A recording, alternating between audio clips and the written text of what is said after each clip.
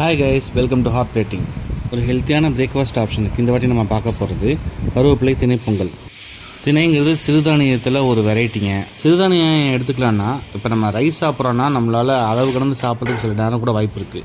ஆனால் இதெல்லாம் நம்ம நினச்சா கூட அதிகமாக சாப்பிட முடியாதுங்க. டேஸ்ட்டும் நல்லாயிருக்கும், ஆனால் சாப்பிட்றது ரொம்ப கஷ்டம் தான். ஸோ ஹெல்த்தியாகவும் இருக்கணும், கம்மியாக சாப்பிடணும் அப்படின்னு நினைக்கிறவங்க இந்த மாதிரி ஆப்ஷன்ஸ் தேர்ந்தெடுக்கலாம். நான் இது ஒரு பிரேக்ஃபாஸ்ட் ஆப்ஷனாக இந்த வாட்டி செஞ்சுருக்கேன்.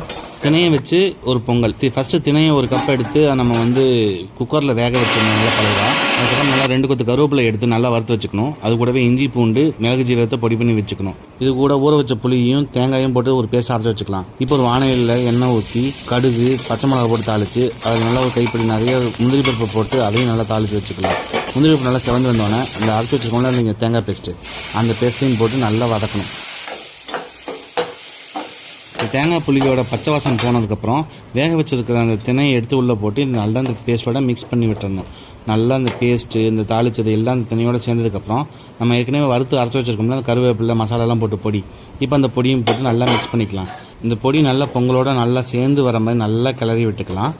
பொங்கல் ரெடி ஆயிடுச்சுங்க. இப்போ ஹெல்த் மட்டும்தான் வேணும்னு நினைக்கிறவங்க, டேஸ்ட்டு கொஞ்சம் இருந்தால் போதும்னு நினைக்கிறவங்க இந்த ஸ்டெப்பை மிஸ் பண்ணிடுங்க. ஆக்சுவலி நான் கொஞ்சம் நெய் ஆட் பண்ணிக்கிட்டேன் என் டேஸ்ட்டுக்காக. இப்போ பொங்கல் நல்லாவே தயாராகிடுச்சுங்க. வழக்கமாக பொங்கல்லாம் தேங்காய் சட்னி சாம்பாரோடு சாப்பிடுவாங்க. ஆனால் நான் கொஞ்சம் டிஃப்ரெண்ட்டாக தயிர் வெங்காயத்தோடு சாப்பிட்டேன். ஒரு முட்டை வறுத்து வச்சுக்கிட்டு செம்ம டேஸ்ட்டாக இருந்துச்சு. நீங்களும் ட்ரை பண்ணி பார்த்துட்டு எப்படி இருந்துச்சுன்னு சொல்லுங்கள்.